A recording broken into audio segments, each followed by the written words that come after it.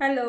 তো আমি আবারও এসে গেছি মায়ের কিছুদিনের প্রিপারেশনের মধ্যে আরও একটা প্রিপারেশন অ্যাড করতে, অ্যান্ড এটা হচ্ছে পার্ট 4। তো প্রিপারেশনটা দেখানো যাক।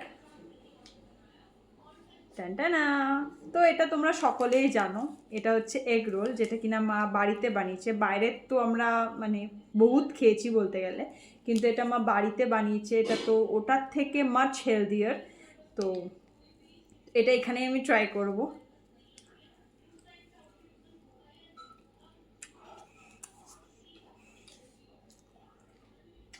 বহুত গরম।